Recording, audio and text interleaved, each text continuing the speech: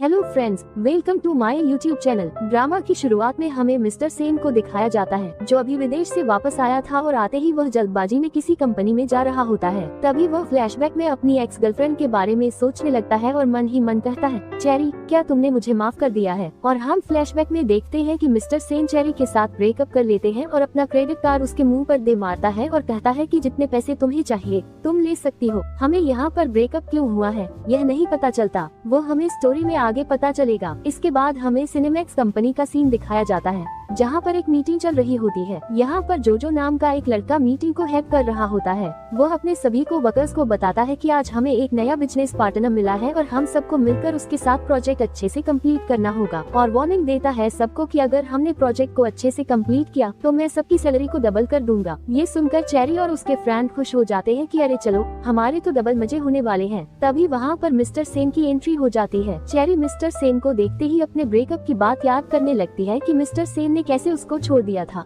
इसके बाद जोजो मिस्टर सेन को इंट्रोड्यूस कराता है कि ये दो लड़कियां हमारी बहुत अच्छी प्रोजेक्ट मैनेजर हैं। ये सुनकर मिस्टर सेन चेरी को ही अपना प्रोजेक्ट मैनेजर सेलेक्ट करता है, लेकिन चेरी खड़े होकर मना करने लगती है और कहती है कि नहीं, मेरे पास तो अभी बहुत सारे प्रोजेक्ट हैं, मैं नहीं चाहती आपके प्रोजेक्ट को लेना, आप लीना को दे सकते हो। और लीना भी एकदम से खड़े होकर कहती है कि हाँ सर, मैं प्रोजेक्ट को ज्यादा अच्छे से हैंडल कर सकती हूँ। ये सुनकर मिस्टर सेन जोजो से कहते हैं कि अगर मुझे अपने प्रोजेक्ट पर काम करना है तो मुझे मिस चेरी ही चाहिए, नहीं तो मैं अपने इन्वेस्टमेंट पीछे खींच लूंगा। ये सुनते ही जोजो चेरी से रिक्वेस्ट करने लगता है कि मान जाओ ना, हम सबका फायदा है, क्या ही हो जाएगा अगर तुम मान गई। जोजो की रिक्वेस्ट करने पर चेरी मान जाती है मिस्टर सेन के साथ प्रोजेक्ट करने के लिए। इसके बाद सीन शिफ्ट होता है और चेरी और उसके फ्रेंड बैठकर बातें कर रहे होते हैं। पीछे से मिस्टर सेन उनकी बातें सुन रहा होता है। चेरी की फ्रेंड उसे कह रही होती है कि चेरी, मुझे लगता है कि तुम आज भी मिस्टर सेन से प्यार करती हो। ये सुनकर चेरी कहती है कि मैं इतनी बेशर्म लड़की नहीं हूँ, उसने मुझे इस तरह से छोड़ दिया था जैसे कि मैं उसके लिए कोई मायने ही नहीं रखती और अब मैं उसे पसंद नहीं करती। ये सुनकर चेरी की फ्रेंड कहती है कि अरे हाँ, तुम्हारा तो अब बॉयफ्रेंड भी है, मैं तो भूल ही गई थी, अब तुम किसी और से प्यार कैसे कर सकती हो। ये सुनकर मिस्टर सेन फिर से पास्ट की बातें याद करने लगता है कि कैसे वे दोनों कितने खुश थे एक दूसरे के साथ, उन्होंने अपनी जिंदगी का सबसे बेस्ट टाइम बिताया था।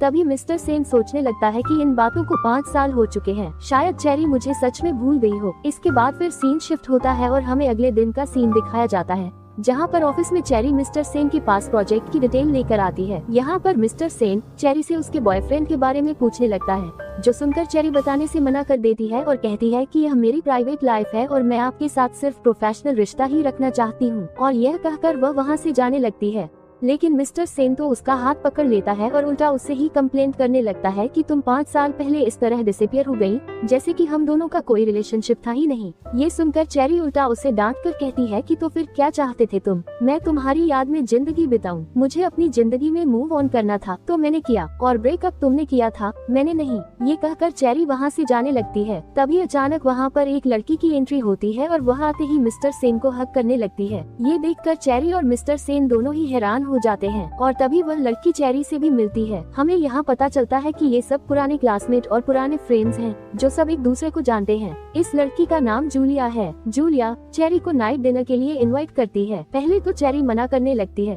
लेकिन जूलिया उससे मना लेती है पार्टी में आने के लिए। इसके बाद हमें रात को पार्टी का सीन दिखाया जाता है, जहाँ पर चेरी मिस्टर सेन से थोड़ा डिस्टेंस मेंटेन करने की कोशिश करती है और उससे दूर जाकर बैठ जाती है। ये देखकर मिस्टर सेन गुस्से भरी नजरों से चेरी की तरफ देखता रह जाता है। जैसे ही सब वहाँ पर बैठ जाते हैं तो जूलिया जानबूझकर चेरी को इंसल्ट करने लगती है और कहती है कि कॉलेज टाइम में तुम तो मल्टीपल जॉब्स करती थी ना, तुम्हारे पास तो इतने पैसे भी नहीं होते थे कि तुम खाना खा सको। ये सुनकर उसका एक फ्रेंड जूलिया को रोकता भी है और मिस्टर सेन को भी गुस्सा आता है, लेकिन मिस्टर सेन बात को चेंज करने की कोशिश करता है और चेरी से उसकी ग्रैंड मदर के बारे में पूछने लगता है। चेरी यहाँ पर कोशिश करती है अपने आप को शांत रखने की और उन सबको कहती है कि मुझे देर हो रही है और मुझे यहाँ से निकलना है, और वह खड़ी होती है और एक कॉकटेल बनाती है और एक घूंट में ही उसे खत्म कर देती है। ये देखकर वहाँ बैठे सभी हैरान हो जाते हैं और फिर वो वहाँ से जाने लगती है। मिस्टर सेन चेरी को रोकने की कोशिश भी करता है, लेकिन तभी जूलिया अपने एंकल के ट्विस्ट होने का बहाना करती है और कहती है, जानू, मुझे हॉस्पिटल लेकर जाओ। ये सुनकर चेरी अपना हाथ छुड़ाकर वहाँ से बाहर चली जाती है, लेकिन बाहर आने तक उसको ड्रिंक का नशा होने लगा था। वह गिरने ही वाली होती है कि पीछे से आकर मिस्टर सेन उसको पकड़ लेता है और उसे गोद में उठा लेता है। चेरी नशे में बड़बड़ा रही होती है,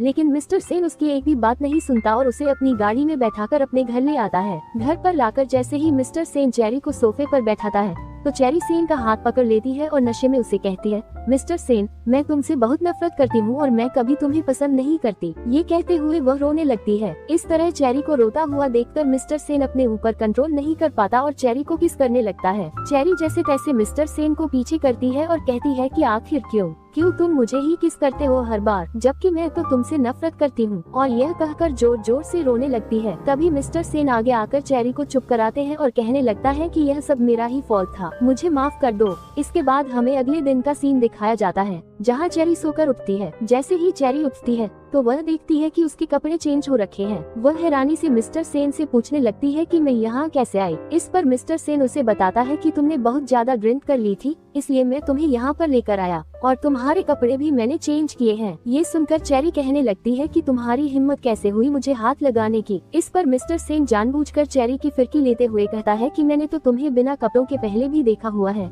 तो इसमें नया क्या है। और फिर कहता है कि डोंट वरी, मैंने ऐसा कुछ नहीं किया है, मैंने सिर्फ तुम्हारे कपड़े चेंज किए हैं, नथिंग एल्स। और फिर वह चेरी को बताता है कि मैंने तुम्हारे साथ प्रोजेक्ट में जूलिया को भी ऐड कर दिया है। ये सुनकर चेरी कहती है कि यह फैसला तुम नहीं कर सकते कि तुम प्रोजेक्ट में मेरे साथ किसे लगाओगे, ये तो तुम्हें कंपनी से पूछना होगा। लेकिन मिस्टर सेन कहता है कि मैं सब कुछ पता कर चुका हूँ, मैंने सब कुछ मैनेज कर लिया है, अब जूलिया तुम्हारे साथ ही काम करेगी। ये सुनकर चेरी थोड़ा जेलस होती है लेकिन कुछ नहीं कहती। इसके बाद मिस्टर सेन के पास ऑफिस से कॉल आता है और फिर दोनों ऑफिस के लिए निकल पड़ते हैं। जैसे ही घर से बाहर आते हैं मिस्टर सेन चेरी को ड्राइव ऑफर करता है, लेकिन चेरी मना कर देती है और कहती है कि नहीं, मैं अपनी बस से ही चली जाऊंगी। और यह कहकर वहाँ से चली जाती है। तभी मिस्टर सेन का सेक्रेटरी उसके पास आता है और कहने लगता है कि बॉस, आपने मिस चेरी को बताया क्यों नहीं कि आप उसे ही प्रोटेक्ट करने के लिए जूलिया को इस प्रोजेक्ट में लिए हो, ताकि वह पीछे से उसके खिलाफ कोई चाल न चल सके। ये सुनकर मिस्टर सेन कहता है कि इस टाइम पर मैं चेरी को कुछ भी बता दूं, वह मानने वाली नहीं है, लेकिन तुम जूलिया पर नजर रखना, वह कोई भी नुकसान चेरी को न पहुंचा पाए। इसके बाद सीन शिफ्ट होता है और हमें चेरी को ऑफिस में एंटर करते हुए दिखाया जाता है। जैसे ही चेरी एंटर करती है तो तभी एक लड़का जबरदस्ती चेरी को गले लगाने लगता है और तभी मिस्टर सेन भी उन दोनों को गले लगते हुए देख लेता है। मिस्टर सेन को देखते ही वह लड़का कहता है कि सर, यह मेरी गर्लफ्रेंड है और यहाँ पर मुझसे मिलने आई है। ये कहते हुए वह चेरी का हाथ पकड़कर बाहर चला जाता है। तभी मिस्टर सेन अपने सेक्रेटरी को कहता है कि जरा पता तो करो इस लड़के का बैकग्राउंड क्या है। और फिर हमें बाहर का सीन दिखाया जाता है। चेरी इस लड़के को डांट रही होती है। वह कहती है, हमारे बीच कुछ भी नहीं है और अब मैं तुम्हारे साथ कंटिन्यू नहीं करना चाहती। जब से तुम्हारी मॉम ने मेरी ग्रैंड मदर को इंसल्ट किया है तब से मेरा तुमसे कोई भी लेना देना नहीं है। और यह कहकर वहाँ से चली जाती है। इसके बाद हमें ऑफिस का सीन दिखाया जाता है जहाँ पर मिस्टर सेन का सेक्रेटरी उस लड़के की सारी डिटेल लेकर आ जाता है और यहाँ पर मिस्टर सेन को पता चलता है कि इस लड़के का नाम लोगन है और ये दोनों डेट करते थे और अभी इन दोनों का ब्रेकअप हो चुका है, लेकिन ये लड़का अब भी बार बार चेरी को परेशान करता है। ये सुनकर मिस्टर सेन अपने सेक्रेटरी को कहता है कि लोगन पर नजर रखो, लेकिन तभी उससे पेन होने लगता है। अपने लेफ्ट साइड में पेन होने पर वह अपने सेक्रेटरी को दवाई लाने का बोलकर वहाँ से चला जाता है। इसके बाद जब चेरी अपने प्रोजेक्ट को रिव्यू कराने के लिए जैसे ही मिस्टर सेन से मिलने पहुँचती है तो वहाँ पर उसे उसका सेक्रेटरी मिलता है और वो जानबूझकर मिस्टर सेन की दवाई चेरी को पकड़ा देता है और कहता है कि मिस्टर सेन ने आपको इस दवाई को लेकर घर बुलाया है और वहाँ से अचानक भाग जाता है। क्योंकि सेक्रेटरी भी इन दोनों को सेट करना चाहता था,